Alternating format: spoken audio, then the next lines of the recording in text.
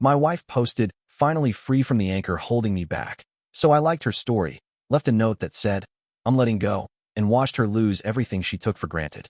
My name is Ethan Ward. I'm 35. Tessa and I used to cook on Friday nights. A skillet on the stove. We would talk about small things. Lately, dinner turned into me plating food while she stood by the counter with her phone. A quick laugh at a video I wasn't watching. If I asked what was up, she'd sigh and say, "You wouldn't understand." I told myself it was a phase. New friends at work. New routines. She started going out more. "Just drinks," she'd say. I wanted to be fair, to trust her. So I did. One Friday, she said she'd meet co-workers after hours. I stayed home. Laundry. A game on mute. The house felt bigger than it was. I folded shirts at the kitchen table. It was quiet enough to hear the dryer hum. My phone buzzed. Tessa Ward just posted to her story. I tapped it. There she was, dressed sharp, standing with a group at a bar I didn't know. The lights were warm, and everyone was smiling at the camera. She held a champagne glass like it were a prize. Her caption, "Finally free from the anchor holding me back. Time to live again." She tagged the place at the Harbor Lounge. The anchor. I didn't need a second to figure out who she meant. Hearts and clapping emojis started to stack under it. "Yas Queen. New era unlocked." A woman I recognized from a work event wrote, "Told you, girl. You deserve better." These were people who had eaten at our table. People who said we were cute together. I watched their comments land like confetti. I didn't text Tessa. I didn't call. I just stared at the clip again and again, the way you keep checking a bruise. The same smile. The same toast. The same sentence about being free. It felt like watching someone step out of your life while waving to a crowd. I opened the reply box, then closed it. Anything I typed would become part of the show. Instead, I tapped the small heart. A simple like. Then I locked my phone. It buzzed after a minute. "Tessa, seriously? You think this is funny?" "Tessa, answer me, Ethan." I set the phone face down. I folded another shirt. I listened to the dryer stop. After midnight, the front door opened. Her heels hit the floor in quick, sharp steps. She stopped in the doorway between the hall and the kitchen. "You're unbelievable," she said. "You saw it and didn't even ask what it meant." I met her eyes. "I don't have to ask. You said it out loud." She tossed her purse on a chair. "It was a joke," she said, waving her hand. Everyone knew I was kidding. I kept my voice even. "You made our marriage content." She rolled her eyes. "You just don't get it. You never did." Maybe I didn't understand the kind of love that needs a crowd to make sense. I knew what I was feeling, though. Not rage. Just a clear, steady line. I didn't argue. I didn't try to teach her a lesson. I walked down the hall to the guest room, shut the door, and lay on top of the covers. I stared at the ceiling. The house was quiet again, but it wasn't peaceful. By morning, the path in my head was simple. While she slept, I packed a small bag. A few shirts. A charger. My passport is in the desk drawer because I didn't want to return for it later. On the counter, I left a note. No speech. Just this. "You said I was holding you back. I'm letting go." I placed the note beside the coffee maker. I took one last look at the fridge covered in old photos and grocery lists. Then I locked the door behind me and walked to the car. The sun had just started to climb. The street was empty. I drove. The drive was quiet. Just the hum of tires against the road. I didn't know exactly where I was going, only that I wasn't going back. I stopped at a diner about an hour out. Ordered black coffee, didn't finish it. My phone sat face down on the table. I didn't want to see her name flash again. Still, curiosity won. I flipped it over. The story was gone. Deleted. But not before half the city had seen it. There were screenshots, friends, co-workers. Even one of my neighbors had texted, "You okay, man?" It wasn't about the post anymore. It was about what it meant. She hadn't come to me to talk about feeling stuck. She'd gone to an audience. That's when I realized something simple but heavy. I wasn't her partner anymore. I was a prop. I put the phone down and watched people filter in. Families, couples, small groups of friends. Everyone is talking about weekend plans and the weather. Ordinary lives. The kind I used to think we had. I paid, left cash on the counter, and drove again, this time to my brother's place. He lived 2 towns over, in a quiet house near open fields.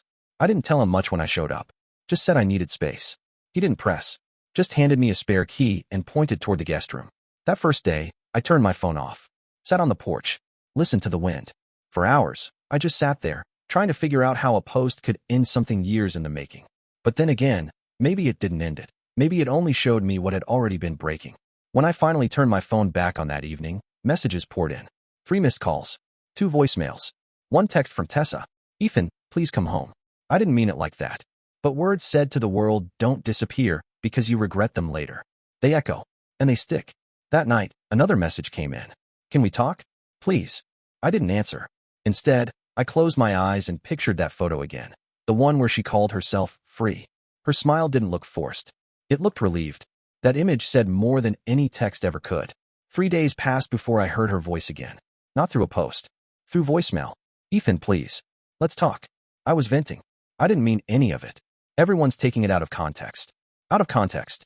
The phrase people use when the truth gets too loud. I replayed her message while sitting on my brother's porch, the evening air cool and steady. For the first time in months, I wasn't tense. No background noise, no phone lighting up, no half-hearted laughs from the next room.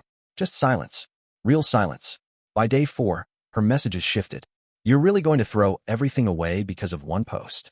Ethan, I miss you. But I knew what that meant. She didn't miss me. She lost control. When someone builds their happiness around attention, silence becomes the hardest thing to face. By the end of the week, my phone buzzed again, this time from an unknown number. A voice I still knew. She'd found me.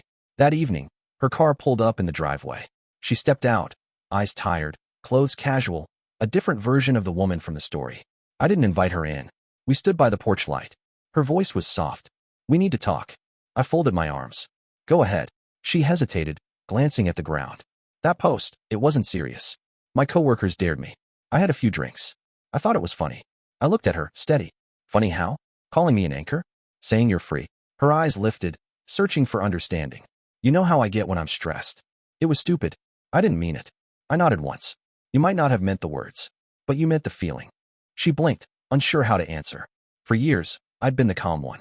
The steady one. The listener. But calm doesn't mean you're blind. And that night, for the first time, I saw things clearly. We stood under the porch light, shadows stretching across the gravel. The air between us felt heavy, like neither of us knew what to say next. Tessa broke the silence first. Can we just go inside and talk like normal people? I shook my head. No. Say what you came here to say. Her voice was quiet. That story, it was stupid. My coworkers dared me. I had too much to drink. I didn't think you'd even see it. I let out a breath. So you were fine embarrassing me, as long as I didn't notice? She frowned. You're twisting it. It wasn't about you. It was a joke. Everyone knew that. I looked her in the eye. Everyone except the person you were actually talking about. For a second, she didn't respond. Just shifted her weight, crossed her arms, then dropped them again. I don't know what you want me to say, Ethan. I said I was sorry. I deleted it. I pulled my phone from my pocket, opened the screenshot, and held it out. You can't delete what's already out there. The comments. The likes. The cheers. You didn't just post a joke, Tessa. You made our marriage a punchline. Her face tightened. I didn't mean for it to blow up like that. That's not the problem, I said. You don't get to humiliate someone and call it humor. You said you were free. I'm just agreeing with you. Her eyes welled, but she didn't cry. So that's it. You're done. I'm done begging to be respected. She took a step closer, hand halfway raised. Ethan, please. Don't do this. Don't just walk away. We can fix it. I stepped back. I'm not doing this out of anger. I'm doing it because I finally see it. You don't want a husband. You want an audience. Her voice cracked slightly. You're being cold. No, I said. I'm being clear. For years, I'd listened.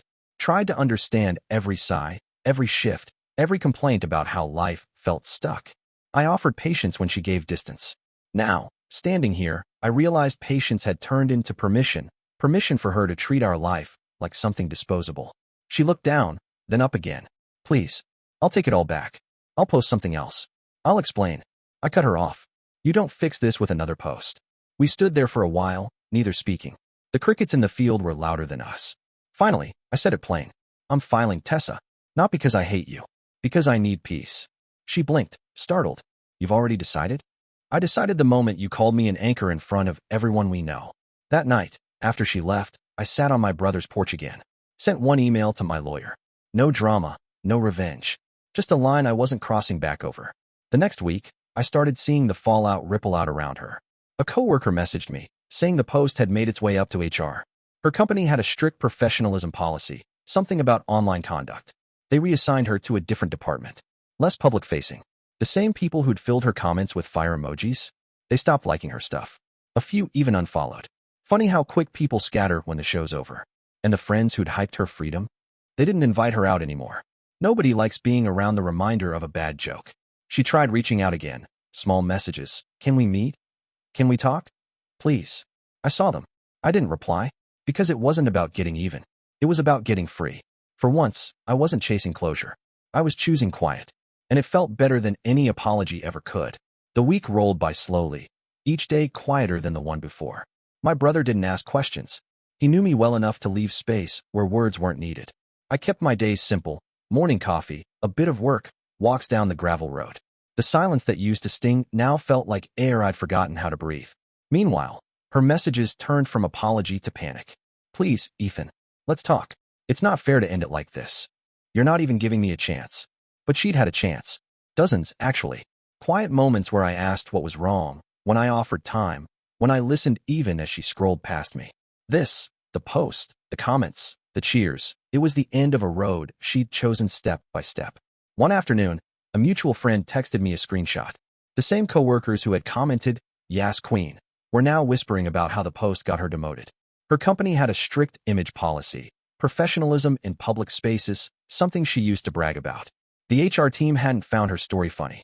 When you turn your life into content, someone's always watching, sometimes the wrong person. She messaged again that night. "I lost my spot on the team. I hope you're happy." I wasn't. None of this made me happy, but it wasn't mine to fix anymore. For years, I'd been the one smoothing over every rough edge, finding reasons, making peace. But you can't keep holding a door open for someone who's already walking out. Her social media went quiet after that. No new stories. No new selfies. Just stillness. A few days later, she called. I didn't answer. She left a voicemail. Her voice sounded tired. "I don't even know who to talk to anymore. Everyone thinks I'm a joke. I didn't mean to hurt you. I thought I was missing something." That was the truth buried inside all of it. She wanted something new, exciting, shiny. Something a post could show off. What she didn't realize was that real life, the small, steady, quiet kind, doesn't fit neatly into a caption. I didn't hate her for that. I just finally understood her. A few nights later, I sat outside again. The stars were out, the air cool, no sound but crickets and a distant highway hum. I thought about the first years of our marriage. The simple dinners, late-night drives, how easy it was before every moment needed to be shared. Somewhere along the line, real life lost its spark for her. And maybe I'd made it too easy to forget what mattered. Always calm, always steady. Maybe she thought I'd never leave, that being the anchor meant I'd stay rooted no matter what. But anchors can lift, too. The next morning, I replied to her last text with one line. "I'm not coming back. I wish you peace." No blame, just a full stop. She didn't respond after that. Not for days. Then, out of the blue, one final message. "Can we meet? Just once. Please." It took me a while to decide. I wasn't looking for closure. I already had it. But I said yes. We agreed on a place we both knew, a small cafe by the lake. The same one where we'd celebrated our first anniversary, back when everything still felt new. As I drove there, I didn't feel anxious or bitter, just calm. Like someone walking through a door they'd already stepped out of. I didn't know what she'd say. Maybe I didn't need to. I parked by the water, stepped out, and saw her sitting there, hands around a coffee cup, eyes fixed on the lake. She looked up when I walked in, smaller somehow, quieter. This time, she didn't have her phone out. Tessa looked up as I sat across from her. The same cafe, same table by the window. Only now, the silence between us wasn't awkward, it was honest. Her hands were wrapped around a cup of coffee she hadn't touched. She looked different. No makeup, no performance. Just tired eyes and a faint nervous smile. "Thanks for coming," she said quietly. I nodded. "You said you wanted to talk." She took a breath. "I don't know who I am without you." It wasn't the confession I expected. I didn't jump in right away. I let the words sit. Then I said, "That's the problem, Tessa. You built your life around being seen, not being whole. You thought love was supposed to look exciting. You forgot it's supposed to feel steady." Her eyes met mine. "I thought if you saw how unhappy I was, you'd change." "I didn't need to change," I said. "You needed to grow. And I can't do that for you." She looked down at her coffee, stirring it even though there was nothing in it. "I thought I wanted more," she whispered. "I thought being admired meant being alive. But when the attention stopped, it felt worse. Everyone's gone. My friends barely talk to me. My coworkers avoid me. It's like I don't exist." I leaned back in my chair. "They like the show, not the person. That's the risk when you start performing your life." A long pause. Then softly, "Do you still love me?" I didn't rush the answer. "I love who you used to be. The one who laughed with me, not at me. The one who saw peace as comfort, not boredom." She nodded slowly, a tear sliding down, but she didn't wipe it. "Can we start over? I'll do things differently this time." I shook my head. "You can't undo something by deleting it. You meant what you posted, even if you didn't want to face it." She reached across the table, her fingers brushing the edge. "Please, Ethan. I'll do anything. I can't lose you." I gave her a small, sad smile. Start by finding yourself, without needing an audience. Her hand froze midair. She understood. This wasn't punishment. It was the truth. I stood, dropped a few bills beside my coffee, and pushed my chair back. Take care of yourself, Tessa. She didn't stop me this time. Just watched as I walked out the door. Weeks passed. The papers came through. I signed them quietly, no ceremony. Just a name closing a chapter. I moved into a small apartment near downtown. Nothing fancy. White walls, big windows, lights spilling in every morning. Peaceful. I started painting again, something I hadn't done in years. Spent weekends driving out to new towns, grabbing coffee, sitting by lakes. No noise. No show. Just life. One morning, my phone buzzed. A single message from her. I'm really sorry, Ethan. No long paragraph. No excuses. Just that. I read it twice. There wasn't anything left to say, but I typed back anyway. So am I. Then I set the phone down and looked out the window. The city moved quietly outside, cars passing, sunlight spilling across the floor. I didn't feel angry or broken. Just steady. Free in a way I hadn't been in a long time. Sometimes, letting go isn't about revenge. It's not about proving someone wrong. It's about giving yourself the peace they couldn't. Tessa wanted applause. I wanted a connection. We both got what we asked for and learned what it cost. I appreciate you watching till the end. Hit that subscribe button and stay tuned for more content.